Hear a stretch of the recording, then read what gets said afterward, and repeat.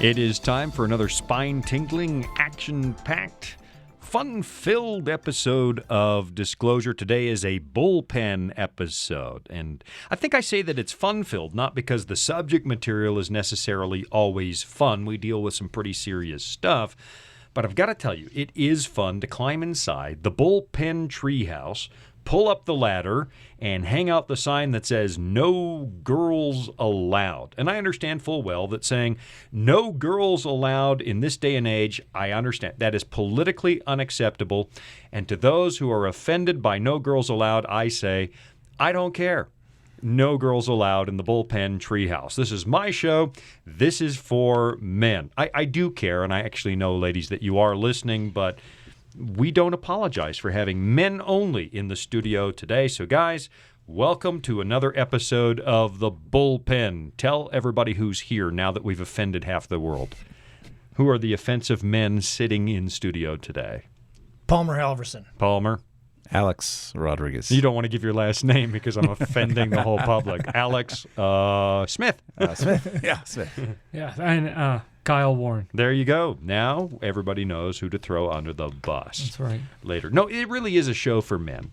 And I don't apologize for that because, frankly, in the world of faith and culture and religion, there's not a whole lot for men. There really isn't. And I know that a lot of churches think, oh, no. There's lots going on for men. We have a men's breakfast once a year. And frankly, in the world of Christianity and religion, there's not a whole lot for men. Men do feel like there's not much there that speaks to them where men like to be spoken to. I think there's lots of stuff in church, guys, that they hope men will love, but it still seems to involve sitting in a circle and sharing your feelings. That's right. Which is exactly Just what like we're doing now. Yeah, that's exactly what we're doing now is sitting. But it's for a good cause here. Yeah, no, it is. Today we're going to talk about something that you're going to want to pay attention. We're going to talk about men and addiction. How do men deal with addiction? Do we get addicted to different things than women get addicted to? Do we deny our addictions longer than women deny theirs? Are we less capable of dealing with addiction? And well, we can go anywhere that you guys want to go with the subject of addiction, and it's a pretty serious subject. There's more of it out there than most people are willing to admit. And I'm going to put this disclaimer out there. None of us sitting here are clinical psychologists. We're not psychiatrists. We are not doctors. And so you need to take this as opinion, and if you are struggling with something, go to a medical professional if you're dealing with something. We're going to share our insights as opinions. And so we're not after scientific opinions, but I guess I'm after, guys, what you've seen, what you think about. And let's start here. Let me kick the ball down the field and say, what would you define addiction as? And at what point would you say somebody's addicted to something as opposed to a habit? Is a habit different than an addiction? And what is addiction? Yeah, I think for me, addiction is something that you do, but you can't control yourself. You're constantly doing it, and you can't break away from that draw that it's just bringing you back. It's kind of like the drug thing. You know, I worked with a lot of folks that were addicted to dope, and man, there's just like almost nothing you can do to talk sense into these folks. Right. They go back into the mire. Now, when you again. say dope, are you referring to marijuana or just blanket? Just drugs? all the drugs. Because, and the argument out there is that marijuana is not addictive. I hear that's the dumbest thing I've ever heard in my life. Really? A word that I would use, Shawn, is compelled. Compelled. You're going to feel compelled to do something, and even though you say to yourself, I don't think I should be doing that again, it's just like a habit. You're compelled. You just can't stop. I don't know that. Yeah, habit's got to be different, right? A habit you could control. You're just doing it mindlessly. Yes, this is beyond a habit. Yeah, and I look at it as a habit is something that is potentially helpful. But when you're talking about addiction, that's a habit that is detrimental to destructive to you, to your family. I want to explore that a bit more. But the former law enforcement, or the drug enforcement officer, I just wanted you to unpack half a minute because it's not really our topic today. When I say everybody says marijuana is not addictive, and you say that's the dumbest thing I've ever heard, why do you say that? I say that because that's sort of a it's a stepping stone drug for one, but it also crosses drug cultures.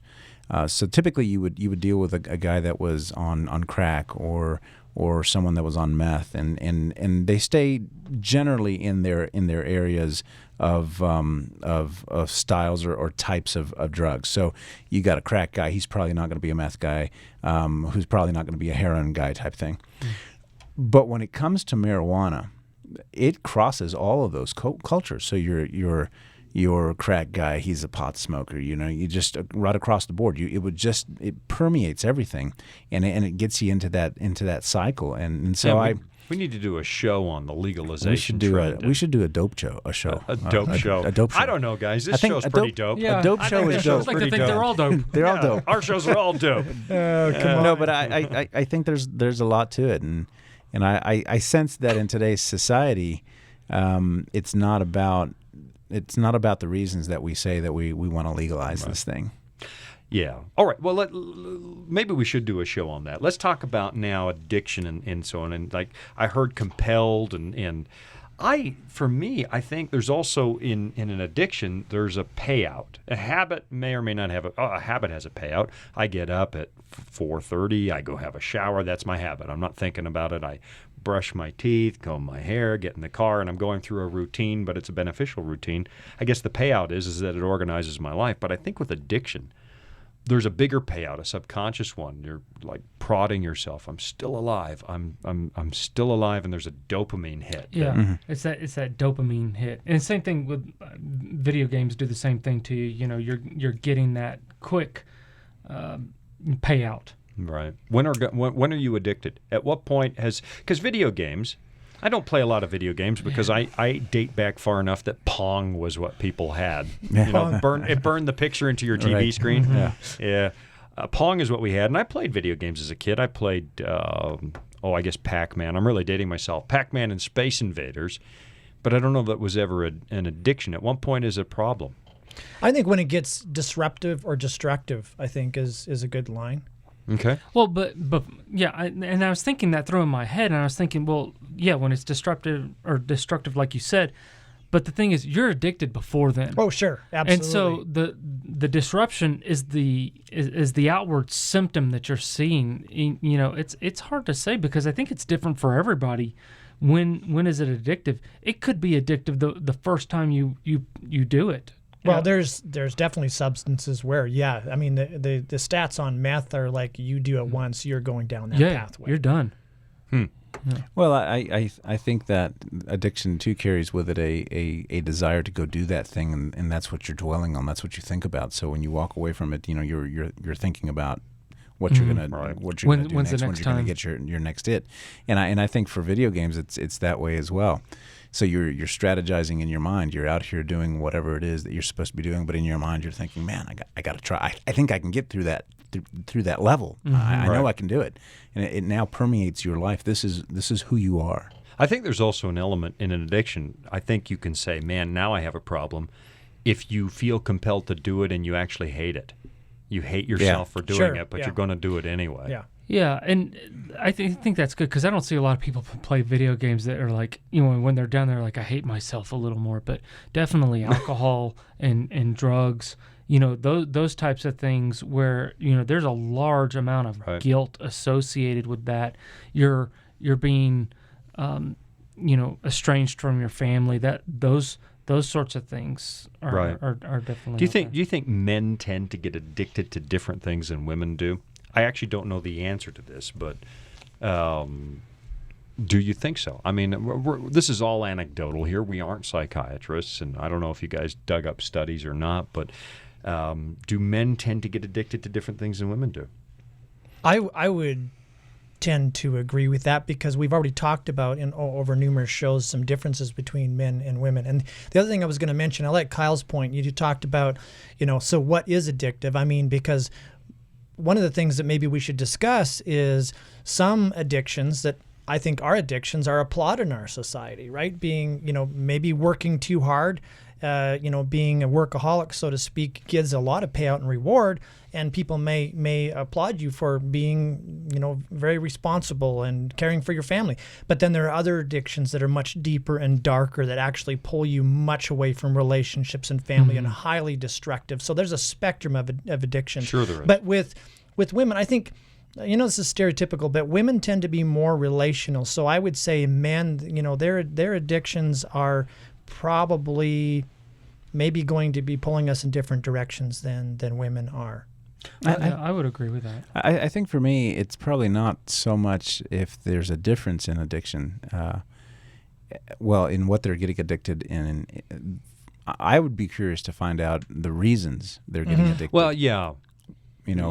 Why is it that they're choosing to do this versus why a man is choosing to do that? And I think that we'll find some differences in that. Yeah, I think that might be true. The one standout where you think, there's going to be a huge difference is the pornography addiction, because those numbers are quite largely male. There's 78% of young men have looked at pornography. And except that what I'm seeing now is only 78. But it's changing, though. There's a bunch of guys that are lying. Yeah, that's right. I can just tell you. Yeah, and there's 20% that lie about ever having seen porn. Yeah. But the numbers among young women are starting to creep up. They're not anywhere near yet, but they're 20-some%, I think I saw in one study recently. So I used to think, okay, that's strictly male. And I think there's, this is going to sound awful, I suppose, but there's different kinds of porn. There's emotional porn and there's visual porn.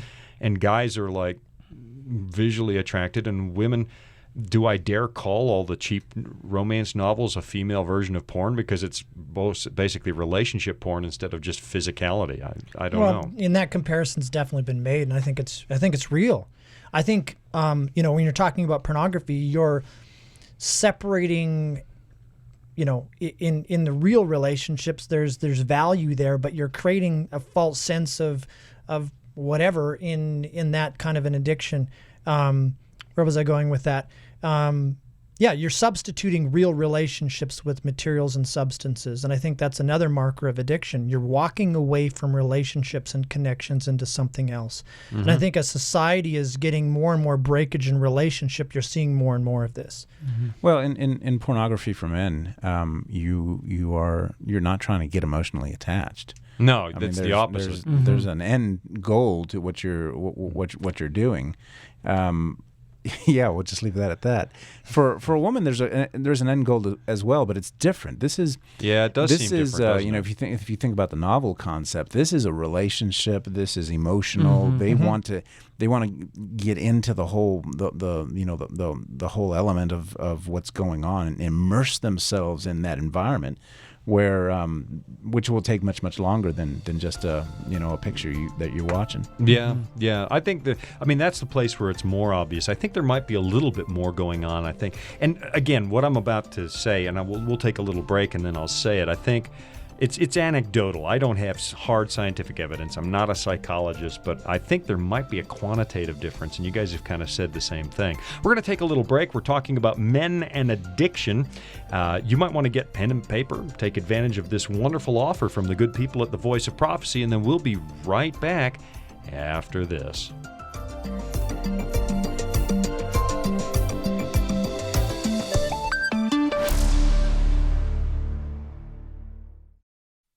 You toss and turn in bed and find yourself awake in the middle of the night. Your mind is in turmoil and you're overstressed with the stuff of everyday life. You need peace and calm in the middle of the storm. The answer you need is found in our free Discover Bible Guides. You can get yours by contacting us at VOP.com. Click on the tab that says Study, or call me at 888-456-7933. That's 888-456-7933.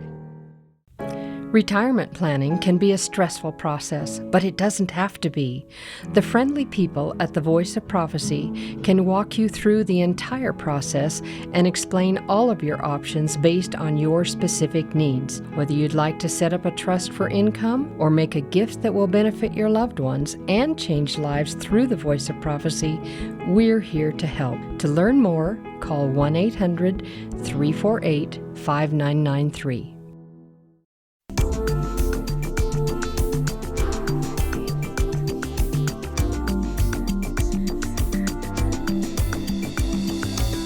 Well, we are back from the break. Apparently, our producer, Ruben, is addicted to schedules, and we have to start the show on time.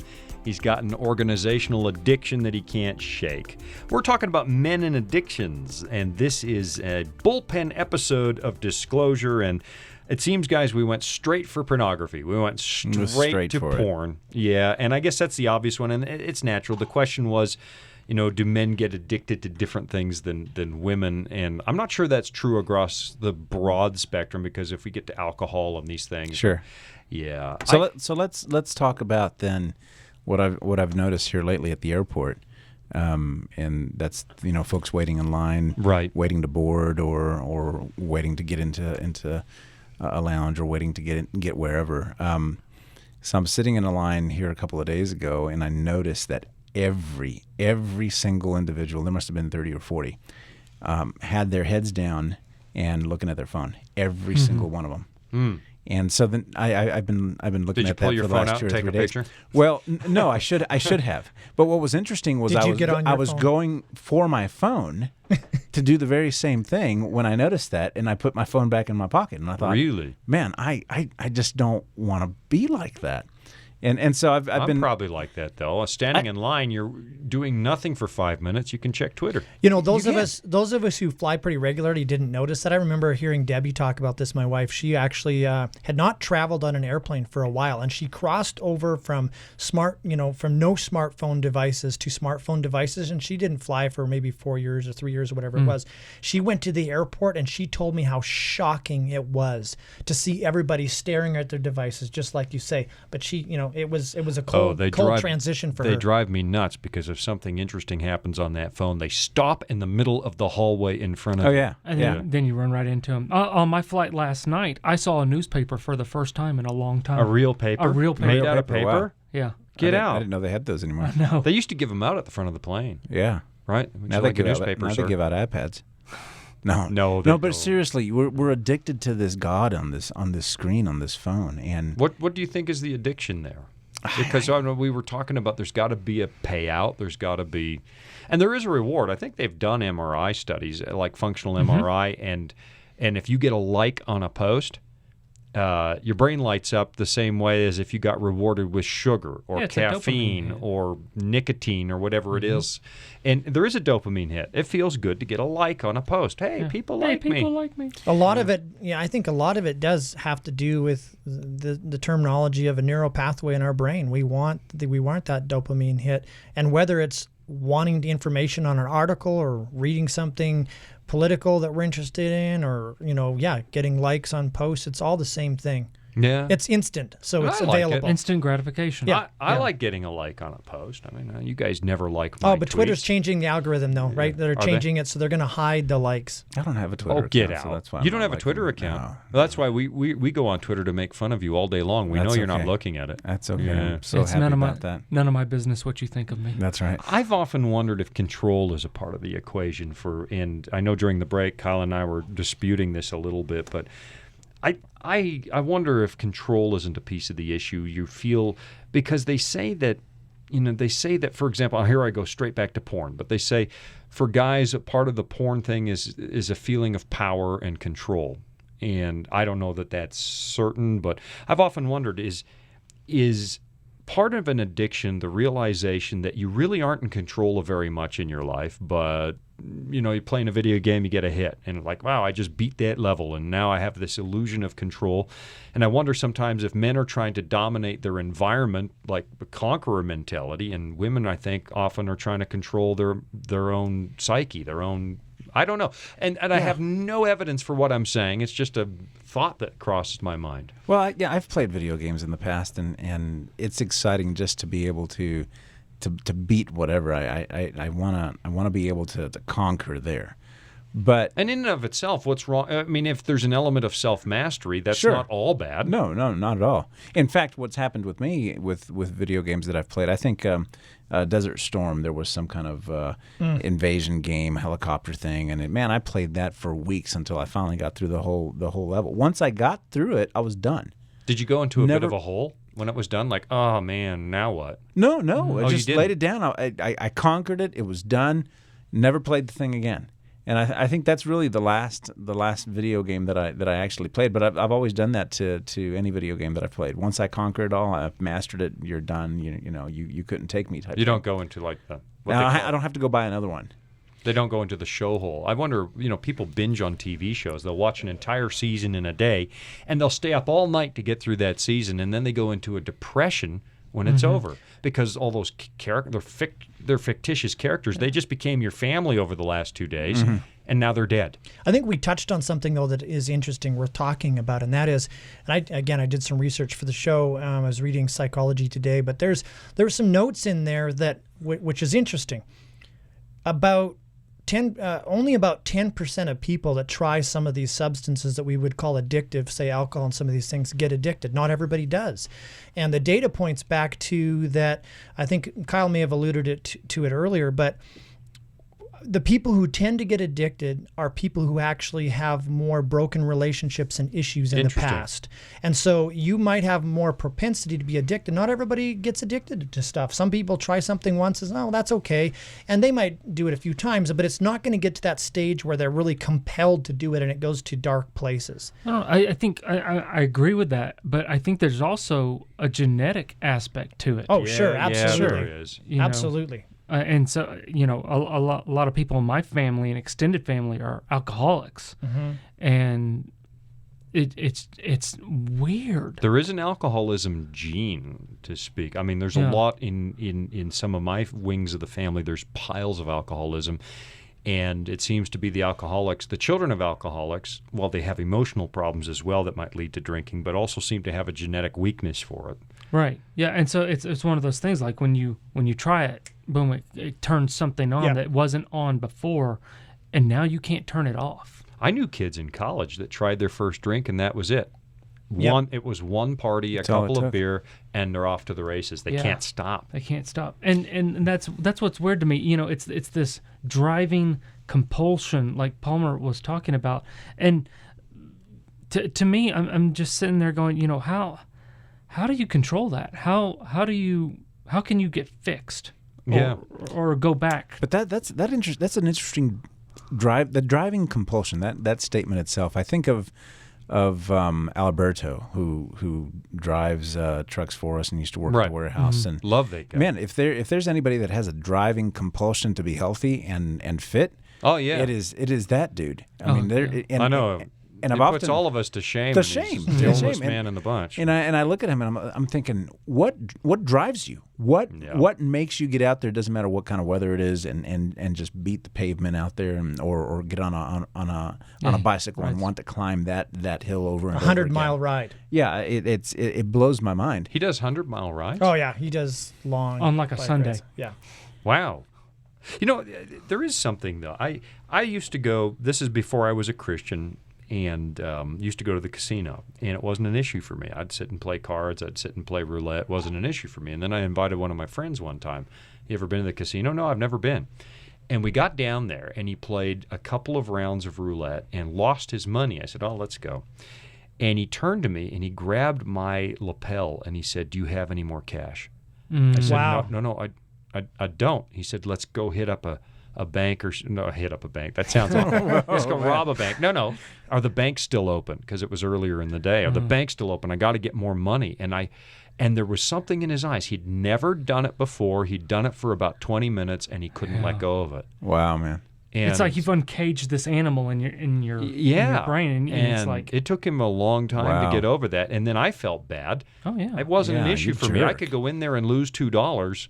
You messed up his life, man. Well, I did. I thought about that. Let's say that something's not a problem for you. The Bible talks about do not be a stumbling block to others. And, sure. And I know some people say, yeah, but that's not a problem for me. But what if it is for your kids and you brought it into the house? Oh, yeah, absolutely. I think, there's multiple levels I think we're talking about. Obviously, the sin problem makes all of us, prone to go down some sin pathway.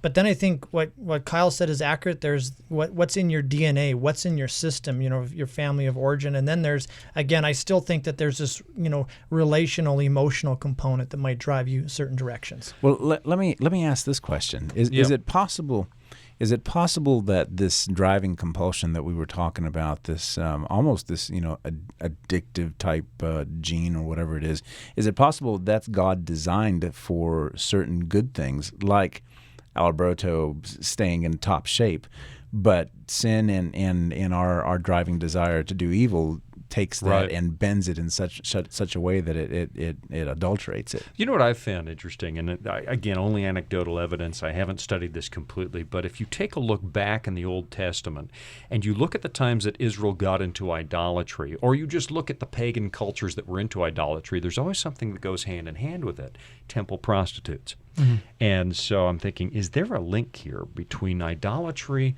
and sexual temptation? And the answer is yes.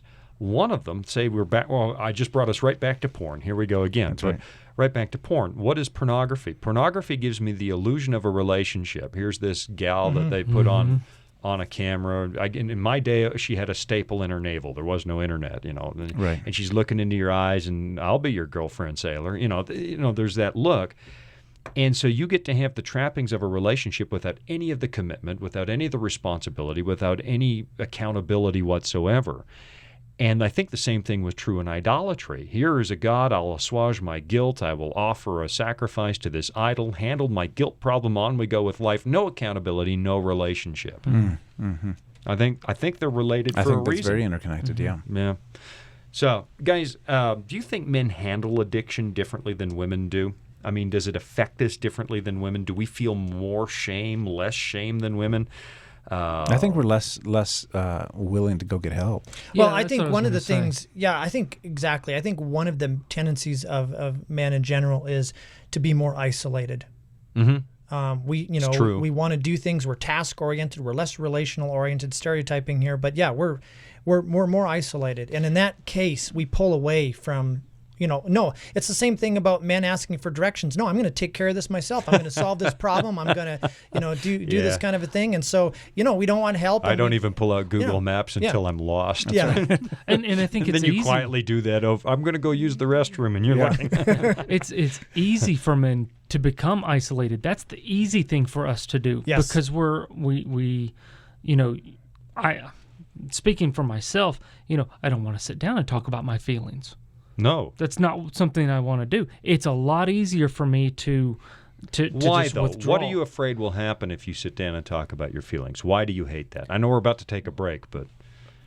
I think talk to us about your feelings. Yeah, talk to us about it. But why? I think it's just got to do about, I have privacy that I want to keep to myself. Right. And you don't get in there just yet. No, I agree with that. When we come back from the break, let's address that a little bit. Why are we private? Yep. Why are we private? Why don't we want to share our feelings? And because I'm in the same boat. There's a fat chance I'm going to tell you three guys what's actually going on in my life, and then I want to sit down and think about, but why? Sure. Why don't I want to do that? We've got to take a little break. This is the Bullpen. It's a special edition of Disclosure from the Voice of Prophecy.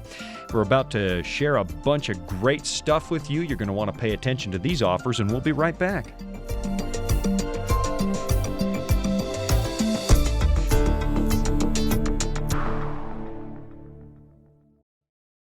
Disclosure is just one of the programs brought to you by the Voice of Prophecy, like the audio adventure program Discovery Mountain.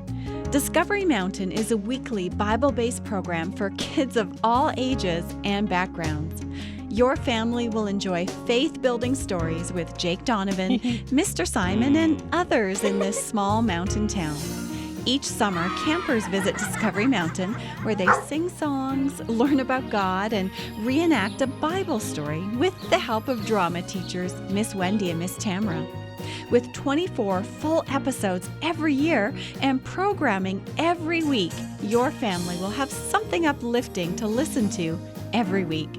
Listen to episodes on demand and watch video features from Director Doug at discoverymountain.com or on your favorite podcast platform. That's discoverymountain.com.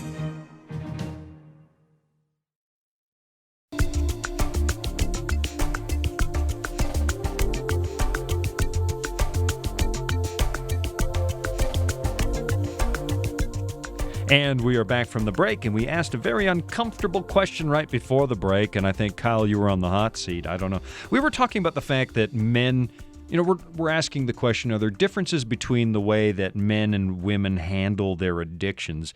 Do men feel more shame? And Kyle, I think you were saying, or somebody was saying, yeah, men are a lot less likely to talk about a problem that we've got, and I was kind of cornering you, and then the music delivered you. Yeah. From the question, yeah. So the question is, why? Why don't we open up or talk about it?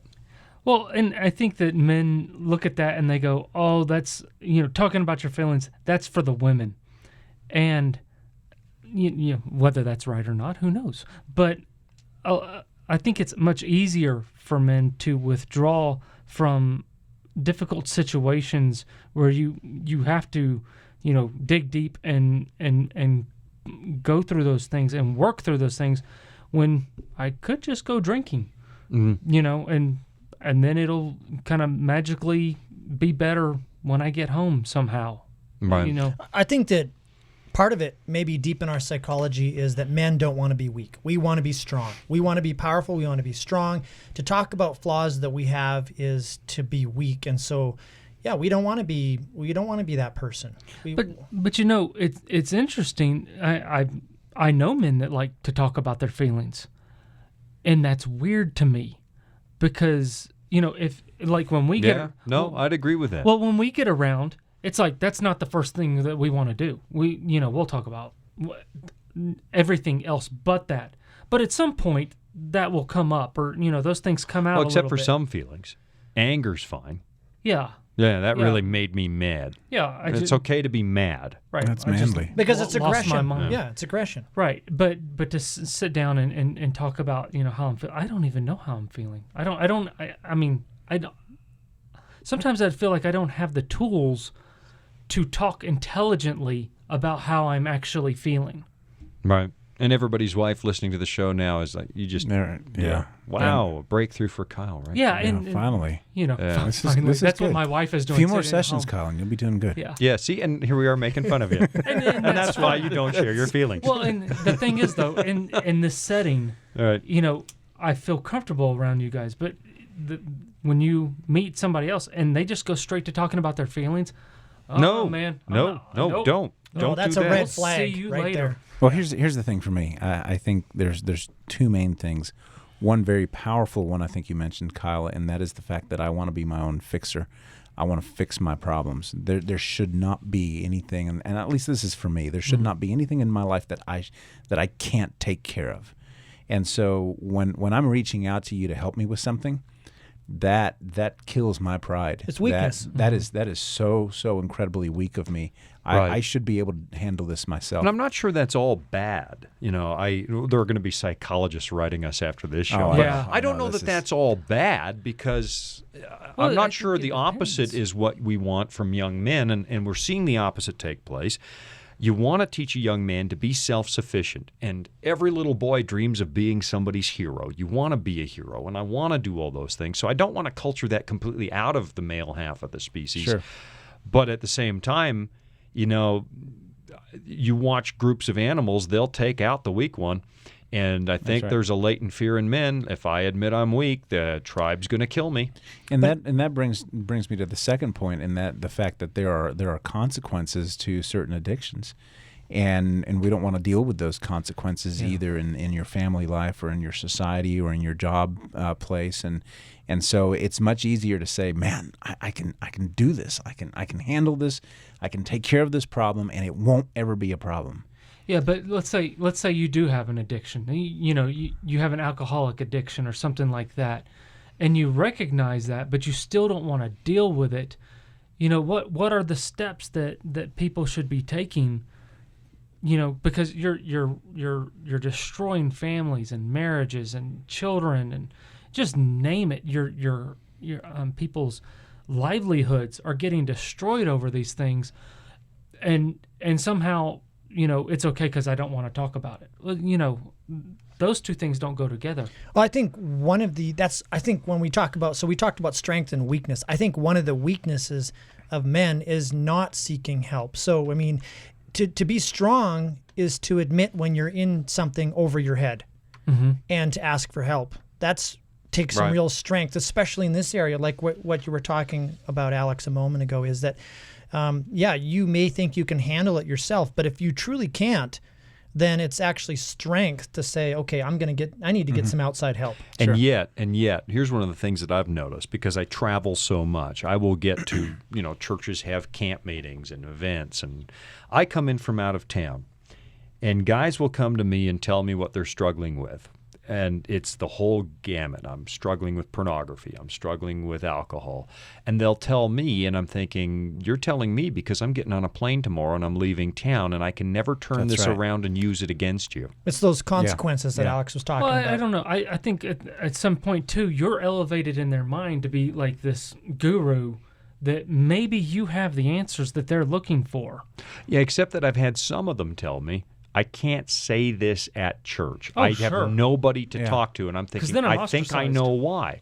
Because, Christians are awful at this stuff. You will tell somebody, man, I've got a real problem with whatever, video games, or, I skip work to indulge in whatever. Yeah, whatever it is. Yeah, and so you don't want to tell anybody at church, because in churches, and God condemns talebearers for a reason back in the book of Numbers, but you'll tell a friend, please don't share with anybody, and then they go home and tell their wife, look, don't tell anybody, but Kyle is struggling with XYZ. And then they go off to the women's group and say, okay, don't tell anybody, but, and then the information comes back to you from a source you never trusted, and I think men live in terror of that. I know that I don't want to be the one that everybody's talking about. Yeah, but that is terrifying. I mean, as far as dealing in a church setting or your tribe, if somehow it's like, okay, I've now been demoted inside this tribe. I don't have the same trust. People aren't putting the same trust in me. They're expecting less of me. Right. And it's like, okay, am I broken now? Yeah. And I agree with that. I don't want to end up there. Like, did my stock value drop around here? And I think it's very item dependent too. I mean, if I come up to you guys and say, man, I'm really struggling. I am addicted to my phone. I just can't quit checking my emails. Then I might get I know that's tough. Right, because that's not one of those dark ones. Right, but I come up to you and I say, man, every single night I'm hitting the bottle. And I just can't stop. Now that all of a sudden it's like, we're going to pray for you, but you're going to walk away saying we've got a problem. Yeah. Absolutely. And the thing with men, me in particular, sometimes you want somebody to listen to you. Sometimes you're looking for tools to fix a situation. Sure. And as men, me personally, when my wife is coming to me for something, it's like, how can I fix this? That's true. How can I fix this in 30 seconds? Here's the 3-step plan you need, honey.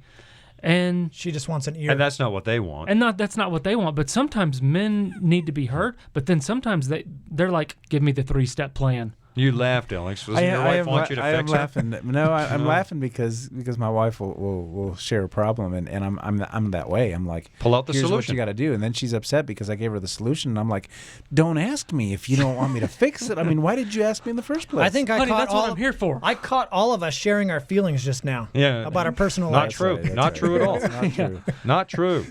No, I'm tough. But then, when you do come to that point where it's like, okay, this is outside of my realm of control. Now I need the 3-step plan. I need the whatever it is. And, guys, are there things, I was mentioning this earlier, and you guys were coming up with some Bible verses and stuff. Sure. That men can go, okay, if I follow in this, what are some Bible promises I can be? I think in the final segment we'll look at some of those promises. But I found that when we're dealing with true addiction, and now we're talking about destructive practices that are messing your life up and everybody else's life. There's nothing you can do about that until these people are laying flat on their back, looking up, and have no hope. There comes this point where there's nowhere to turn, and I think that that for some, it's kind of this fork in the road, and I think many too just choose to take their own life too. When Yeah, sure, but when you get to that place, it's like this person's family's already been laid in waste. Sure. Is there not something prior to that? Because I agree with you. It's like you can't help somebody that doesn't want to be helped. No. There has to be a level of personal motivation to make real change in those situations. You decided your way into the situation. You're going to have to make some decisions on the way out. Sure. I think as a family, there are things that you have to do in order to protect the family from being decimated. Right. But when it comes to that individual, man, you can. I've got a friend that dealt with addiction with his son for many years, and it was one rehab place out of another, just constantly sending them to the next thing. And just nothing helped until that boy finally decided, I wanted some help. There was just nothing you could do about it. And even to this day, although he has gone through some help and he had decided that, the kid still struggles, man. Sure. Yeah. It's going to leave scars. It does. I wonder sometimes, in churches, we've alluded to this, do churches deal well with addictions and particularly addicted men? We're not set up that way. No. It actually, one of the things my dad used to say, he was a pastor, he used to say a church needs to be a hospital for sinners. And we really aren't most of the time, unfortunately. And I think it goes back to some of the things we've been saying. I think there's appropriate conversations in church and there's a spiritual growth, but there's some times where we need more help and we need to go deeper. And I'm not saying the church shouldn't provide that, but it seems like we struggle to provide what's needed. No. Well, and I think it's more than just in addictions. The church is not accomplishing the mission that it set out to accomplish, and one of those reasons are the deep package or baggage that each one of the church members are carrying it on each other, and we're not well equipped to deal with baggage as a church, and we just struggle with that, and so we want to just simply have it clean. We can't even admit our own. Let alone we can't even admit our own. You're right. So like churches, my example is churches. People. Well, we mentioned this earlier.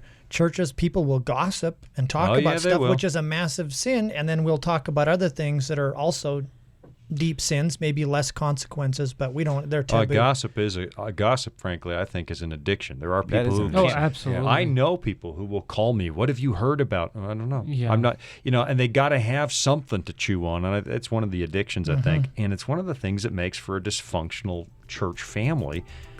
Honestly, that'd be the number one reason I think that I would never say something in church. Hey, everybody, pray for me. That's right. Yeah. That's right. And then you don't want to say, hey, everybody pray for me and not label what it is. Sure. Because then they're going to fill in the blanks, right? So we're going to have to take a break again. I can't believe how quickly it goes by, but I think we should look at some hope and Bible promises and maybe explore the question a little bit. What could we do as men for other men and so on? We're going to take a break. I'll be right back after this. You are listening to a Bullpen. It's an episode of Disclosure from the Voice of Prophecy. We're looking at men and addiction. We're going to take a short break and come right back.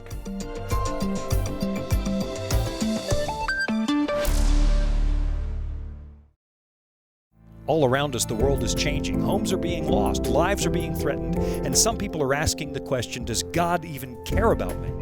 The Bible answers that question, and what it says is very encouraging. Find out what God says regarding this topic and some of life's greatest issues in our free Discover Bible guides. You can get yours by going to VOP.com, click on Study, or call us at 888-456-7933, 888-456-7933. As you may know, the Voice of Prophecy is supported by people just like you. We provide Christ-centered programs and Bible studies free of charge so that no one is left out. If you've been blessed by these programs and would like to pay it forward, we invite you to visit VOP.com/give to make your tax-deductible donation. We're equipping the world for Christ to come, and your support will make a direct impact on so many lives. That's VOP.com/give.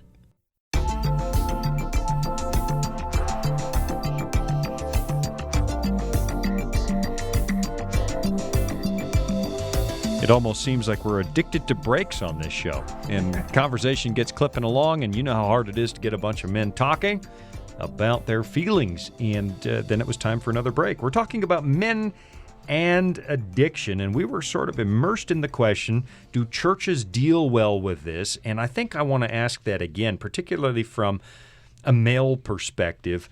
I think there are lots of opportunities in this is just observational, lots of opportunities for women to get into a group and share their feelings and talk things through. And I'm not sure that men want that. If I were invited to a church support group that we're all going to share our feelings, and if I hear these things, and they do exist, we're going to build each other up and share our feelings and take our masks off, I'm like, nope, not showing up for that. Let's talk about Christian men who notice another man is struggling with something. And in a church context, it's one thing to complain about the church not being a great place to deal with these things. What can guys do to make it a better place and address needs that they recognize? So Kyle, you notice I've got a problem with something. I'm addicted to whatever it is. So it's let's say it's alcohol, and I'm struggling. Guys, what do we do about that? How do we recognize the problem? How do you approach it in a way that makes sense to a guy and doesn't drive him out the door? Well, I think we have to be willing ourselves to dialogue with that individual at the feelings level. And so this is no. You're seeing a guy struggling, and you're telling yourself, "Hey, that guy's really, really struggling." But at some point, I've got to tell myself, all right, you're going to have to sit down with this dude and actually talk about this kind of stuff. And that's a big barrier for us as men. I think you would definitely want to be in prayer so that the Holy Spirit would lead you to the moment of conversation, because sometimes that, you can maybe feel like the other person's ready to have that conversation and they aren't. Obviously, you want to help them, but knowing when to have that first conversation would be important. Well, if the help isn't welcome at that moment, you're going to cause more damage than you are going to help. Absolutely. Well, and I think it goes back, like if you notice somebody struggling, you need to be working on your relationship with that person, because if you don't have a relationship and trust with that person, you're about to burn something down. Oh, absolutely, and that's the number one thing. The churches are full of people who want to help fix everybody, but nobody invited them to do it. And you're going to cause damage by inserting yourself into something you were never invited to. I think building that trust level so that you get invited at that moment. And this is, I think, this is where we struggle in the church. This is where we have failed. We failed with trust, and it's not just men. It's all the way around. I always think about individuals coming into the church, and they have a greeter out there that's greeting them, and it's always the same thing. How was your day? How was your week? Type thing, and everything's very shallow. Oh, blessed. Yeah. But what if you unloaded? What if you absolutely unloaded about that? Would make everybody squirm, though. Squirm, because we're not very comfortable with doing that. Neither the one that's hearing or asking, or the one that is telling. Now, early in the 1900s, late in the 1800s, early 1900s. Probably adopted from the Methodists. They were big into the small groups and getting every member into a small group. But those kinds of small groups that many different churches had, and many denominations had, they were more than just what we have now as a small group, go and eat some food or study the Bible together. These were all accountability groups. So you walked in and you sat down, and it was like, hey, Kyle, you talked about that sin that you were dealing with last week. How are you doing with that? This week. And everybody's airing out in these small group settings their actual sins. Well, in order to do that, there was a great level of trust that existed so that men and women could do that, and they all participated. And churches grew. We've come a long ways from doing that. We would all struggle with this. I can't even imagine going in someplace. I mean, I would have to have ultimate trust with you, absolutely, to be able to sit there and go, okay, I'm going to open up about this, right? And I have to know Alex is good, Stacy's good. She's not going to go tell her her friends, and.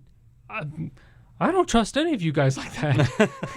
That's true. That's true. I think if we did that, that would happen. Well, with men, you get trust once. Yep. And if you break trust with a guy, it's finished. Have you ever noticed? Hey, I'll be nice to you, but we're done. Infidelity causes huge chaos in any marriage. But I have watched and I have noticed that there are more women willing to forgive and get on with life and trust the guy again and learn to trust him than the other way around. If the wife cheats, it's broken. I don't know if I'll ever trust again.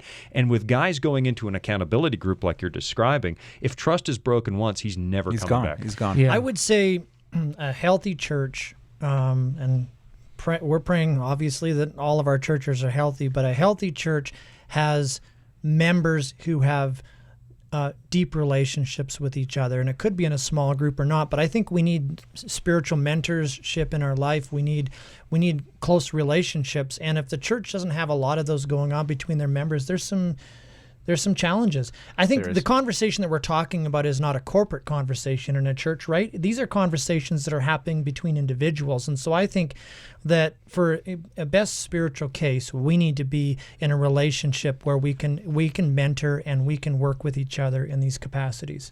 Yeah. I have, in my old church, we had a men's group that met, and it was multiple churches. It wasn't just our men's group. We had just a few of us decided, hey, let's start something for men. And we ended up making a logo and sending it off to different churches. And we actually had a lot of folks coming on a regular basis. Mm-hmm. We did some things outside of that as well. But there was praying together. There was just kind of coming together to talk a little bit about, what was going on in your life. And I found it very interesting that, well, number one, there was a lot of burdens in there. There was a lot of stuff that nobody had ever talked about to anybody before that was just coming out. And then there was a willingness after meeting a few times. There was a willingness to go ahead and share that within that circle, but it was very, very clear that it didn't leave that circle. Yes. And then there was prayer associated to that. So it wasn't just, hey, tell me your feelings, but it was like, okay, now let's all get together and lift up this issue and ask the Lord to heal. That was very well accepted.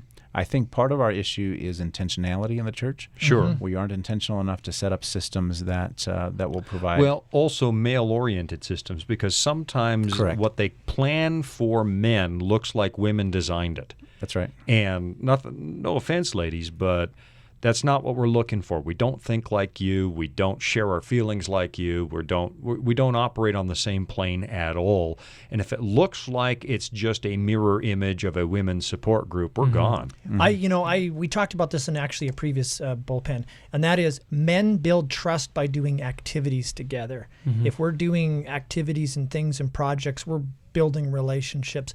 And yeah, we do need to go to the deeper level of communicating, our feelings or whatever, but that's not going to happen unless we do some things together. Oh, no, that's right. It's something that you mentioned a few minutes ago, Palmer, was mentoring. Other men mentoring men. I had a mentor a while back, and I love him deeply. The thing was, I could say anything to this man, and I knew that it would not leave between me and him. Right. Just anything. And he would sit there and he would listen. And, then he would offer, his opinion and some, practical things that I could do to, try to help the situation. And I think if more people had that, number one, we'd be closer. We would have more relationships in the church, that sort of thing. But it would just, it helped me on a level that I can't even explain. I'm guessing, actually, Shawn, you reflected on going to camp meetings, going to speaking events, and having people approach you. Right. Because it was, safe. They trusted you. Yeah, and I'm going to leave town. And you're leaving town. But I think also this is actually a good first step. I mean, likely some of those people had never told another man or spiritual leader in their life about this.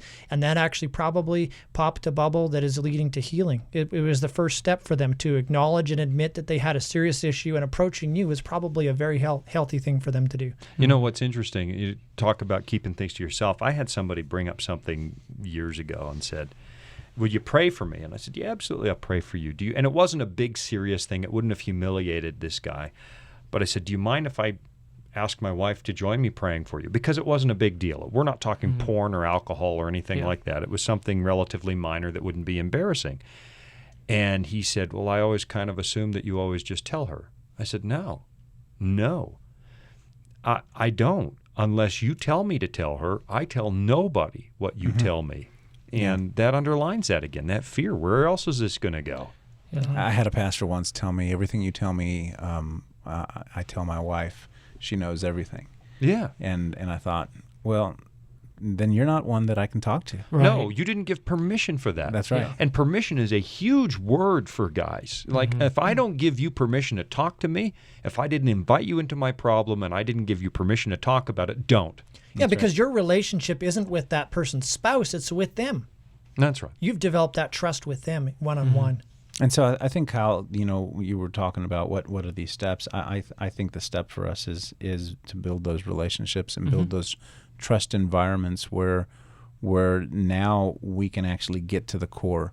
We always talk about preaching the everlasting gospel, and Right. people aren't gonna trust you into what the issue is with that particular doctrine or that other doctrine or whatever it is until you're actually right there. Like you spend that time with them, and so with these addictions, I think we got to do the same thing when it comes to men.